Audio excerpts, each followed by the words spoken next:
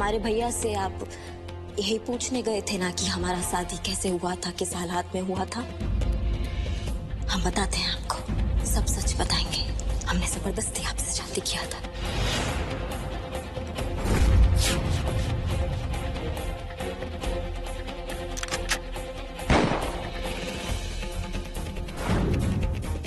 बेटा तुम हमको बता के नहीं ना जा सकते थे का?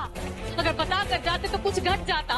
ऐसा कुछ नहीं है माँ, आपको सब कुछ जानने का पूरा हक है। बताओ ना माँ कि मैं ऐसा क्या जानने गया था। आज जो आपने हमारा रूप देखा था ना, हाथ में बंदूक थामे गुंडागर्दी करते हुए, यही रागिनी सिंह का असली रूप है।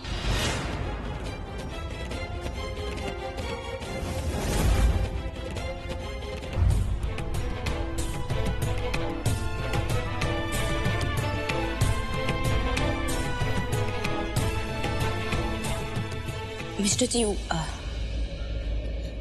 हमने कहा था ना कि हमें आपको एक और बात बताना है।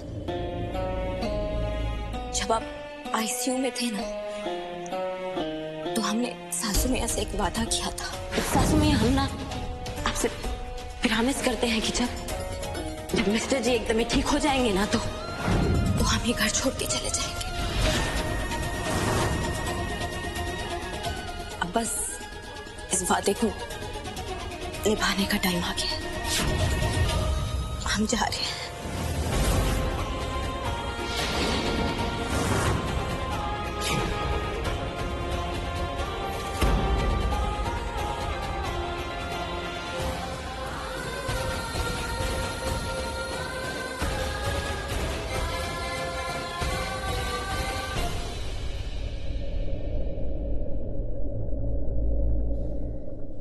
बहुरिया,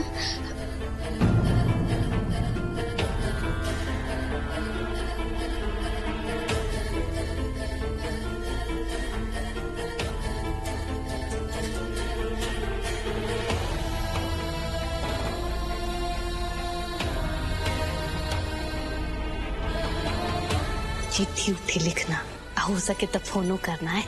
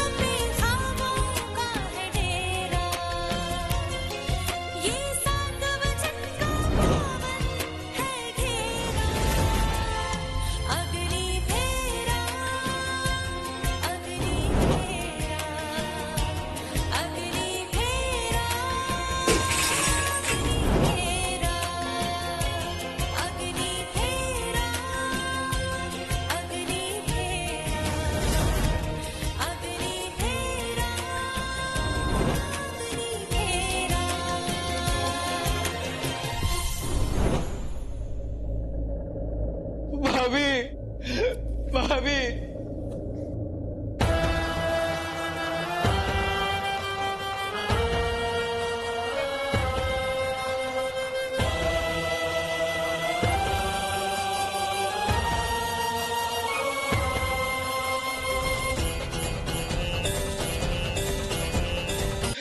कहीं जा रहे हो भाभी?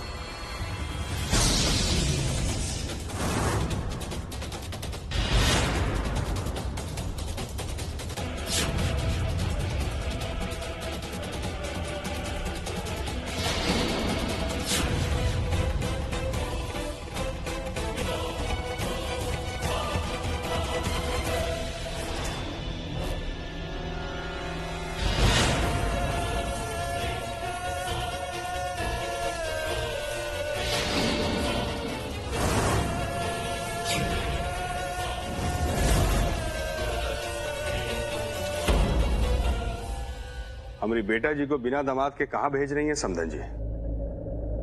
अबू तय घर छोड़कर जाने का निर्णय लिया तो इसमें हम क्या कर सकते हैं?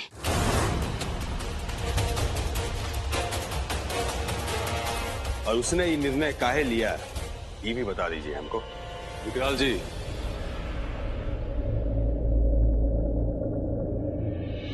देखिए विकराल जी, हमारा ये मानना है कि अब ये बात पति और पत्नी के बीच का है। इसमें हम या फिर आप क्या कर सकते हैं? और वैसे भी समझिए, हमारे रोकने से ये रुक जाते का? ना तो अनुराग बच्चा है और ना रागिनी। अनुराग उसे जाने दे रहा है और वो जा रही है। इसमें हम भला क्या कर सकते हैं?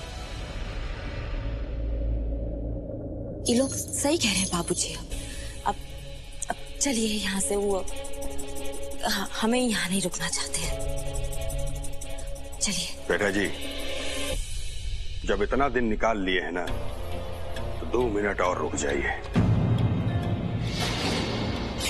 ब्रिजभान सिंह, घर की बहू दहलीज पर अगर सामान लिए खड़ी हो ना, तो ये मामला पति पत्नी का नहीं रह जाता।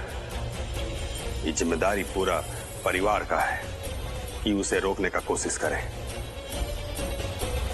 समधन जी, हमारी बेटा जी घर छोड़कर जा रही है और दामाद बाबू उसे जाने दे रहे हैं। इसका मतलब है कि दामाद जी को सच्चाई नहीं पता है। कोनो बात नहीं है, आज हम दामाद जी को सच्चाई बताएंगे।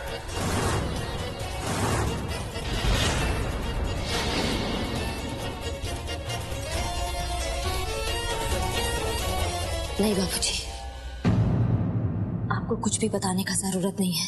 हम पहले से ही सब कुछ बता चुके हैं। अब चलिए ना यहाँ से। बेटा जी, बाप हैं हम आपके, और हम अच्छी तरह से जानते हैं कि आप कितना बात बताई हैं और कितना बात आप अपने दिल में छुपा के यहाँ से ले जा रही हैं।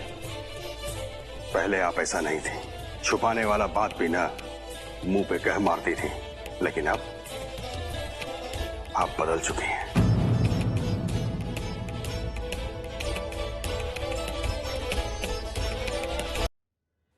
हम आपको अपना बात बताने से पहले ना आपसे एक सवाल पूछना चाहते हैं। शायद उस सवाल का जवाब आपको खुद से पूछना चाहिए था। हमें ये बताइए कि जिस लड़की के लिए आपने अपना जान जोखिम में डालकर गोली खाए थे, उस लड़की को आज आप घर से काहे निकाल रहे हैं? इन लोगों का वजह से? समधन जी के लिए?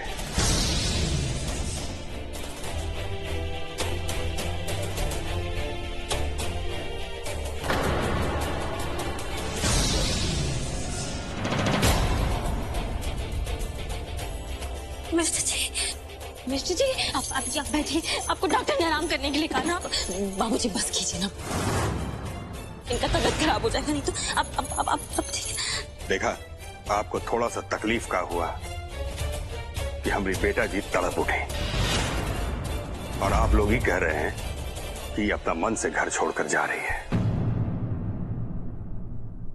कि रिश्ता हमारा बेटा जी की वजह से नहीं टूट रहा है। अरे रिश्ता जब हमारे बेटा जी की वजह से बना ही नहीं था तो टूट कैसे सकता है? ये रिश्ता तो हमरे और ना, ये तो हमरे और समधन जी की वजह से बना था। हम सही कह रहे हैं ना समधन जी? ये 10 लाख है सगुन का रूप में, रिश्ता का गांठ को मजबूत बनाने के लिए। जब मिस्टर जी एकदम ठीक हो जाएंगे ना तो हम खुद ही यहाँ से चले जाएंगे।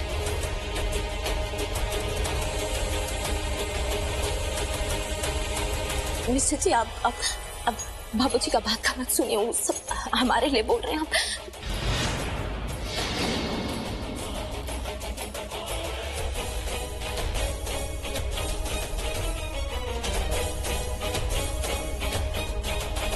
आपके और इनकी वजह से रिश्ता हुआ था, मतलब?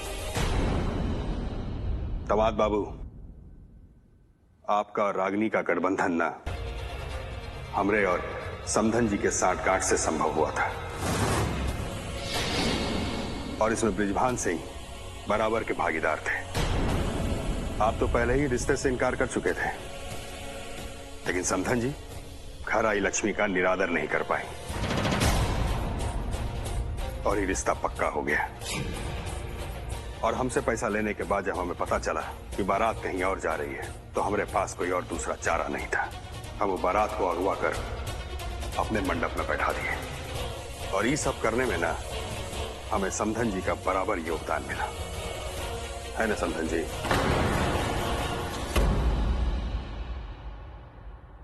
दामाद बाबू, जो गोली आपके सर को छू के निकली थी ना, लेकिन हमारे बेटा जी का सीना के पार हुई थी, और उसका दर्द हमने महसूस किया था। अरे हम तो वो आदमी है कि खुद का दर्द भी महसूस नहीं करते। आपकी सेवा करते करते हमारी बेटा जी इतना बदल गई कि आप क्या, हम भी इसे पहचान नहीं पा रहे हैं। वरना हमारी बेटा जी तो वो थी कि बिना हमरे यहां आए आपका पूरा नस्ल को परेड करा सकती है, लेकिन उसने ऐसा नहीं किया। काहे कि वो आपसे प्यार करती है, आपका परिवार से प्यार करती है, और आपकी शान बचाने के लिए ना इसने हमरे सामने जुबान तक नहीं खोला। और ऐसी बहू को आप सब लोग घर से कैसे निकाल सकते हैं? अरे हमारी बेटा जी ना गुरूर है, हमरा सर का ताज है और हमेशा रहेगी। हम तो उसका अपमान करने वाले भोले बाबा से भी बैर ले सकते हैं, लेकिन आज हम कुछ नहीं कर पा रहे। बस कीजिए बाबूजी।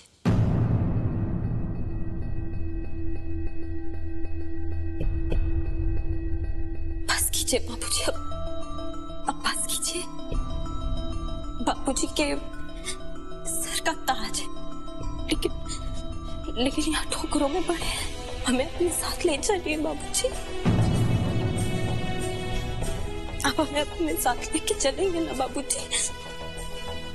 चलिए बाबूजी, थक गए हैं। बेटा जी, आप हमेशा हमारे लिए हमारा गुरूर रहेंगी, और जिस घर में आपके गुरूर को ठेस पहुंचाई जाए, उस परिवार के बीच हम आपको कतई नहीं रहने देंगे। चलिए हमारे साथ।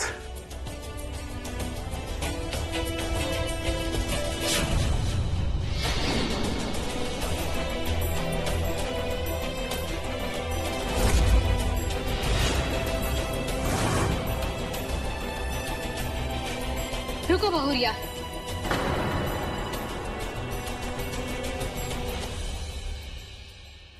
अपना दादी का बात नहीं मानोगी? बहुरिया, तुमको कहीं जाने की जरूरत नहीं है। ये घर तुमरा है, और देखना जिस दिन हमरा अनुराग ठीक हो जाएगा, वो बिल्कुल पहले जैसा हो जाएगा।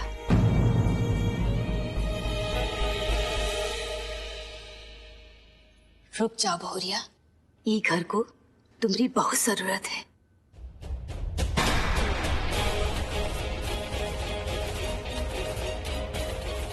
भाभी नहीं, हम आपको कहीं नहीं जाने देंगे।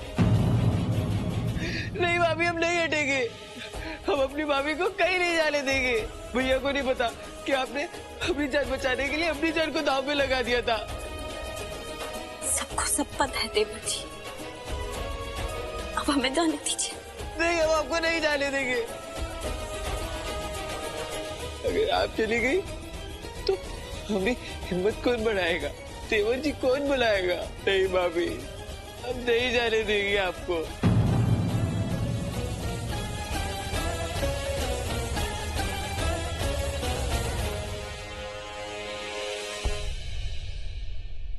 हम तुम्हारे डिसीजन की कदर करते हैं, लेकिन तुम हम दोनों का काम ऐसे अधूरा छोड़कर कैसे जा सकती हो? अरे अभी तो सब कुछ शुरू हुआ था, और तुम अभी जा रही हो? रागिनी, हम तुम्हारे बाबूजी के तौर तरीकों की इज्जत नहीं करते हैं, लेकिन एक बात जानते हैं कि ये वो आदमी है जो अपने पर आ जाए तो आज इस चौखट से इस घर के हर एक मेंबर को बाहर जाना पड़े और तुम अकेले इस घर के अंदर रहो। लेकिन आज ये सिर्फ लरचती सी आवाज में पूछ रहे हैं कि हमारी बेटी को घर से बाहर क्यों निकाल रहे हो? रागिनी, दादी जी के दिए हुए कंगन के लिए ना सही, लेकिन अपने बाबूजी की पकड़ी के लिए रुक जाओ। सिस्टी, तुम दुखी ना हो। ये जो सब हो रहा है ये अचानक से थोड़ी हो रहा है। जो वादा है ना ही हम सासू मियां से पहले ही कर चुके थे।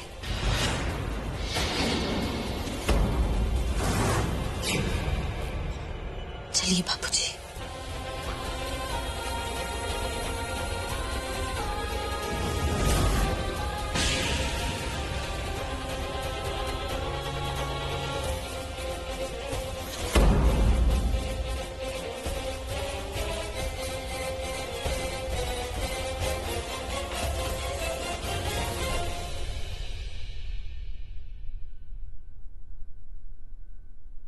एक मिनट बाबूजी, मत जाओ ना रागिनी, आई नीड यू।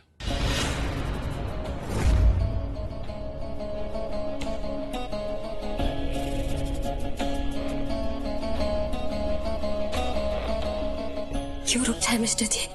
क्या करने के लिए रुक जाए? आप बहुत पढ़े लिखे हैं, आपका और हमारा मेल नहीं है, फिर किस लिए रुके? आज मुझे किसी की बात से कोई मतलब नहीं है, ना ही अपनी माँ की बात से और ना ही तुम्हारे बाबूजी के। क्योंकि अभी अभी मुझे एक बात तो समझ आ गई है।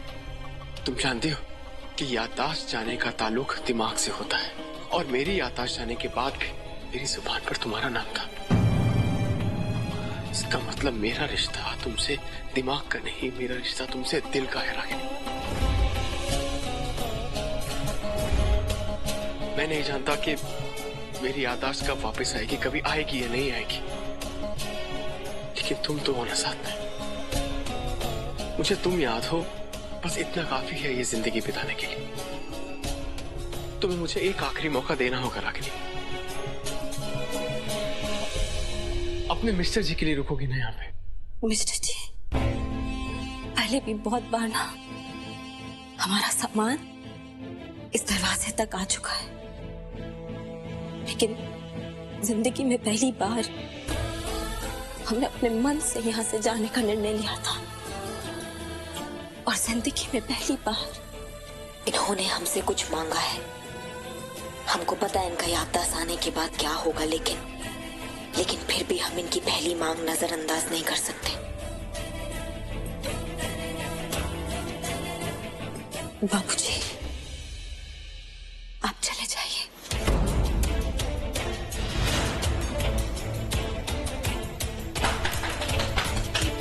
बेटा जी, अगर ये आपको ठीक लगता है तो यही सही। आपका निर्णय बाबूजी के सर माथे पर। अपने आप को कभी अकेला न समझे।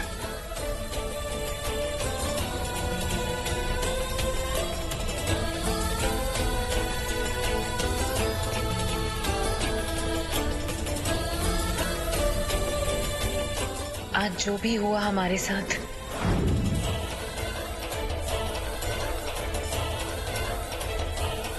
लेकिन हमें इस बात की खुशी है कि हमारी मेहनत रंग लाई और अनुराग जी और रागिनी का रिश्ता टूटने से बच गया।